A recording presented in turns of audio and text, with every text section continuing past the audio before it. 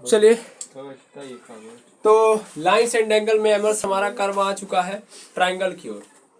Triangle में भी हम लोग आधे ट्राइंगल को खत्म कर चुके हैं, ठीक है ना। आज हमारा टॉपिक रहेगा, आज हमारा ट्राइंगल का ही क्लासिफिकेशन करेंगे, यानी फिर से ट्राइंगल को बांटेंगे। तो आप कहेंगे सर एक के ट्राइंगल को कितना बार बांटा जाएगा, कितना बार तोड़ा जाएगा? नहीं, तो ये आज जो है तरीका, इससे पहले हम कल वाले में इसको हम लोग भुजा के आधार पे बांटे थे। किस आधार पे बांटे थे? भुजा के आधार पे। आज हम किस आधार पे बांटेंगे? ऑन द बेसिस ऑफ कोण। ऑन द बेसिस ऑफ कोण, इसको इंग्लिश में क्या बोलते हैं? एंगल। अरे हिंदी वालों को भी फील आना चाहिए कि हम लोग भी पढ़ते हैं, इसलिए। तो कोण के आधार पे आएगा समझ में। अब देखिएगा, कोण के आधार पे ट्राइंगल को कितने भागों में डिवाइड किया गया है? तो वो बांटा गया है 3 भागों में। कितने भागों में? 3 भागों में। पहला भाग जो है, पहला क्या तरीका है? पहला ध्यान देंगे तो वो है आपका न्यून कोण त्रिभुज। न्यून कोण त्रिभुज बोलते हैं इसको acute angle triangle. Acute angle triangle ये क्या होता है सर? ध्यान देंगे तो एक्यूट एंगल ट्राइंगल क्या होता है? एक्यूट एंगल ट्राइंगल वो ट्राइंगल होता है जिसके, देखो कोण के आधार पे बांट रहे हैं हम लोग और एंगल के आधार पे, और देखो यहाँ पे देखना, एंगल हो कैसा हो? एक्यूट हो। कैसा हो? एक्यूट। तो सबसे पहला क्वेश्चन, एक्यूट एंगल क्या होता है? न्यून कोण किसे बोलते हैं? तो ऐसा कोण जो क्या हो? 0 डिग्री से क्या हो? बड़ा हो, यानी 0 से क्या हो? अधिक हो, लेकिन 90 से क्या हो? कम हो, यानी 90 डिग्री से कम हो। तो ऐसे कोई हम लोग क्या बोलेंगे? Acute angle triangle. अब ये सॉरी एक्यूट एंगल बोलेंगे, क्या बोलेंगे? एक्यूट। और सेम बात को यदि हम लोग फॉलो कर देंगे एक ट्राइंगल के अंदर, कहाँ फॉलो कर देंगे? ट्राइंगल के अंदर। है बस समझे। तो ट्राइंगल के अंदर यदि हम लोग फॉलो करें, दैट मीन्स ये ए, ये बी, ये सी, 3 एंगल बन रहे हैं ना। एक एंगल ये, एक एंगल बी और एक एंगल सी, 3 एंगल बन रहे हैं। तो तीनों एंगल का जो मान है, मान लीजिए एंगल ए को देखूं तो एंगल ए भी कैसा होना चाहिए? एक्यूट एंगल, यानी उसका भी एंगल 90 से क्या हो? कम हो। बी वाला भी 90 से कम हो, सी वाला भी 90 से कम हो, ए वाला भी 0 से अधिक हो, बी वाला भी 0 से अधिक हो, सी वाला भी 0 से अधिक हो। ऐसे में लेकिन कोई भी ना 90 हो, ना 0 हो, और ना ही 90 से ज्यादा हो, ना ही 0 से कम हो। समझ में बात? तो अगर ऐसे क्राइटेरिया बन रहे हैं तो ऐसा ट्राइंगल क्या कहलाएगा? Acute angle triangle. समझ में आई बात? हाँ या ना? एक चीज और फिर से समझो, देखो यहाँ पे एंगल ए है, एंगल बी है। मान लेता हूँ कि यहाँ पे मैंने मान लिया 72, यहाँ पे कितना मान लिया? 72 डिग्री। यहाँ पे मान लिया मैंने 80 डिग्री। कितना मान लिया? 80 डिग्री। यहाँ पे मैंने मान लिया 28 डिग्री। कितना मान लिया? 28 डिग्री। तो क्या ये एक्यूट एंगल ट्राइंगल है? बिल्कुल सर। ये 90 है? नहीं सर, 90 से कम है ना? 0 से अधिक है कि नहीं है? बिल्कुल सर, एक्यूट एंगल है। 80 भी 90 से कम है, 0 से अधिक है। तो 0 और 90 के बीच में होना चाहिए, बस ये दिमाग में रखो, 0 और 90 के बीच में। तो ये भी तो क्या है? एक्यूट एंगल है। और तीसरा वाला भी क्या है? Acute angle. तो तीनों एक्यूट एंगल है ना, और तीनों एक्यूट एंगल से मिलकर बना हुआ है ट्राइंगल, तो इसको क्या बोलेंगे हम लोग? Acute angle triangle. लेकिन जब भी आप ऐसे लिख दिए तो पहले ये भी चेक करते रहना कि ये तीनों एंगल का सम कितना होना चाहिए? 180 के बराबर। तो इन तीनों को जोड़ दूं, 72, 80, 28, तीनों को जोड़ूंगा तो 28 में 72 जोड़ दूंगा, 100 हो जाएगा। 100 में 80 यानी 180। तो सही है ये, ठीक है। एक दूसरा ट्राइंगल मैंने यहाँ पे रखा हुआ A B C. A B C है, यहाँ पे मैंने डाला हुआ 21 डिग्री, यहाँ पे मैंने डाला हुआ 91 डिग्री, यहाँ पे 89 डिग्री। बताओ क्या ये ट्राइंगल एग्जिस्ट करेगा? एक्यूट एंगल ट्राइंगल है? क्यों? क्योंकि यहाँ पे दिख रहा है कि सर क्या है ये? 90 से ज्यादा है। और उससे पहले ये भी जान लो कि तीनों का सम 180 नहीं होगा, इससे ज्यादा है। कितना है सर? ये है आपका 120, सॉरी 20 एक्स्ट्रा है, 200 एंगल हो रहा है। टोटल कितना हो रहा है? 200। देख लो, 91 प्लस 89 प्लस 21 जोड़ो, कितना हो रहा है?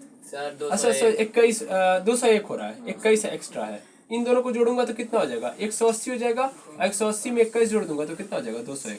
क्या एग्जिस्ट करेगा? तो ना ऐसा ट्राइंगल होगा और ना ही ये एक्यूट एंगल ट्राइंगल है।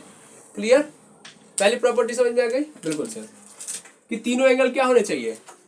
90 से और 0 से, सर 0 और 90 के बीच में होने चाहिए, ना ही 0 होना चाहिए ना 90 होना चाहिए, ज्यादा और कम वाला ऑप्शन तो है ही नहीं, तीनों का। ठीक है, तीनों एंगल एक्यूट एंगल होने चाहिए। अच्छा, अब एक बात और समझो, ये अगर ए है, मान लेता हूँ ये वाली साइड ए है, ये वाली बी है, और ये वाली साइड क्या है, सी है। मतलब बी से लेकर सी तक नापा 3 सेंटीमीटर, ए से लेकर बी तक नापा ए, और ए से लेकर सी तक आया कितना आपका बी। मान लो इसमें सबसे लंबी वाली साइड कौन ही है, बी। ये सबसे लंबी वाली साइड कौन सी है, बी।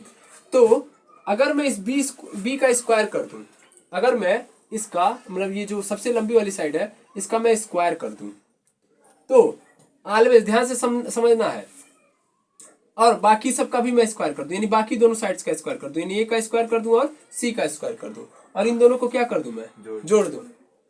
तो ये दोनों का सम, इनके मतलब इन दोनों के स्क्वायर का सम क्या होना चाहिए, इस बड़ी वाली साइड के स्क्वायर से क्या होनी चाहिए, बड़ी होनी चाहिए। और अगर ऐसी प्रॉपर्टी फॉलो कर रहा है तो भी वो एक्यूट एंगल ट्रायंगल होगा। तो एक्यूट एंगल ट्रायंगल पहचानने के कितने तरीके, 2 एंगल्स क्या होंगे, एक्यूट एंगल होंगे तीनों। पहली बात। दूसरी बात, अगर ए बी सी 3 साइड्स है, इसमें बी वाली सबसे बड़ी साइड है। अब मतलब जैसे मान लो अगर मैंने ए से लेके बी मान लिया, ए से बी 3 सेंटीमीटर है, बी से लेके सी मान लेता हूँ 2 सेंटीमीटर है, सी से लेके ए तक मान लेता हूँ 4 सेंटीमीटर है। कितना है, 4 सेंटीमीटर है। तो सबसे बड़ी वाली साइड कौन सी है, यही तो है ना। अब इसका स्क्वायर करो, 4 का स्क्वायर, 4 का क्या कर दो, स्क्वायर। अच्छा, 4 का स्क्वायर कर दिया मैंने। अब अच्छे से देखना है, 4 का स्क्वायर कर दिया, बाकी दोनों साइड्स का भी स्क्वायर कर दिया, बाकी दोनों साइड्स का भी इक्वाइज। अब बाकी दोनों साइड का स्क्वायर करके क्या कर दो, जोड़ दो। अब 4 का स्क्वायर कितना होता है, 16, 3 का स्क्वायर 9, 2 का स्क्वायर 4, और 9 और 4 कितना हो गया, 13 होना चाहिए ना। लेकिन यहाँ पे तो क्या है, ये तो ये वाला बड़ा हो रहा है ना, तो ये एक्यूट एंगल ट्रायंगल नहीं है। समझ में आ रही बात, यानी इसमें जो बड़ी वाली साइड है उसका स्क्वायर करूं और बाकी दोनों साइड्स का स्क्वायर करूं, और उनको अगर मैं जोड़ दूं तो उन दोनों साइड्स का क्या हो, उन दोनों साइड्स का स्क्वायर का जो सम है वो क्या होना चाहिए, बड़ा होना चाहिए। तब ये ऐसा ट्रायंगल क्या कहलाएगा, एक्यूट एंगल ट्रायंगल कहलाएगा। क्या ये बात समझ में आई, यस और नो, है या ना। तो ये एक्यूट एंगल ट्रायंगल नहीं है। कौन सा ट्रायंगल है, ये आगे जाके देखोगे ऑब्ट्यूज एंगल ट्रायंगल है। कैसा है, ऑब्ट्यूज एंगल ट्रायंगल है। Is that clear. तो दोनों बातें क्लियर हो गई। तो ऐसा ट्रायंगल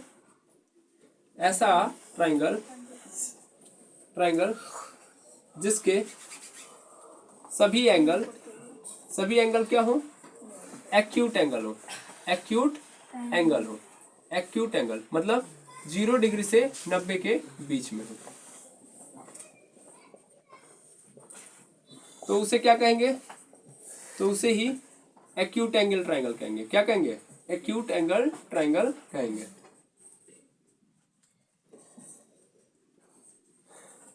कहते हैं, पहली बात। दूसरी बात क्या, कि एक्यूट एंगल ट्रायंगल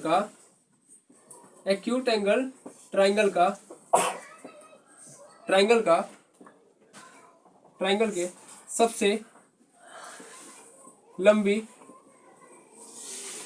साइड का स्क्वायर बाकी दोनों साइड के स्क्वायर के सम से क्या होता है, छोटा होता है, से छोटा होता है।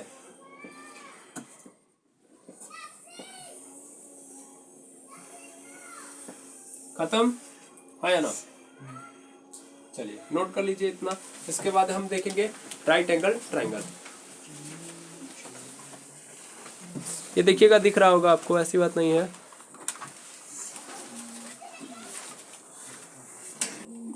चलिए आगे देखेंगे हम लोग सेकेंड, जिसका नाम है समकोण त्रिभुज। इसको बड़े अच्छे से देखेंगे, ये बहुत इंपॉर्टेंट है। समकोण त्रिभुज, राइट एंगल ट्रायंगल।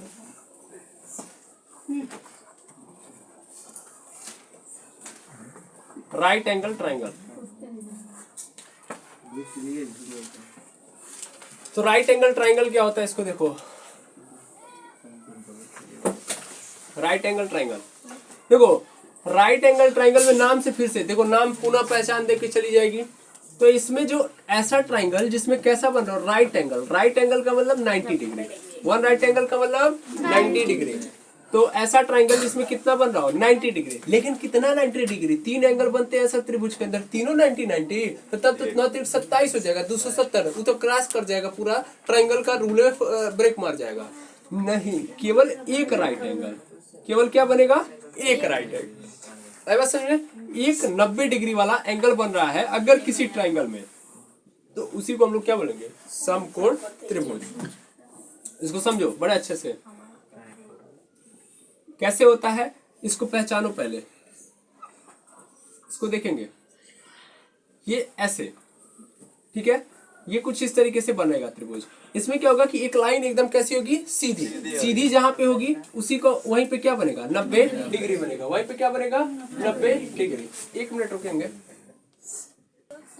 देखिएगा, तो यहाँ पे लाइन क्या हो जाएगी, सीधी, और जहाँ लाइन सीधी इसका मतलब कितना डिग्री, 90 डिग्री। और यदि 90 डिग्री बन रहा है तो उसके जस्ट सामने वाली साइड को स्पेशल नाम दिया जाता है भाई, राइट एंगल ट्राइंगल। किसका फेवरेट, पाइथागोरस का। किसका, पाइथागोरस। पाइथागोरस से कब आएंगे, जब समकोण त्रिभुज आएगा, दौड़ते हुए उनका प्रमेय आ जाएगा, खुद दौड़ते हुए भागते हुए आएंगे, कौन, पाइथागोरस। तो बड़े अच्छे से याद करना है, क्यों कि स्पेशल ट्राइंगल है भाई। क्या है ये, स्पेशल ट्राइंगल। स्पेशल ट्राइंगल है, स्पेशल ट्राइंगल क्यों है कि जहां 90 बना वहां साइड्स का नाम चेंज हो जाता है, यानी स्पेशल नाम दिया जाता है इनको। अब देखो कैसे नाम दिया जाता है, तो जहां 90 बनता है उस 90 के जस्ट सामने वाली साइड को बोलते हैं कर्ण। क्या बोलते हैं, कर्ण। मान लो ये ए है, ये बी है, ये सी है, कर्ण को बोलते हैं हाइपोटेनस। हाइपोटेनस, ठीक है।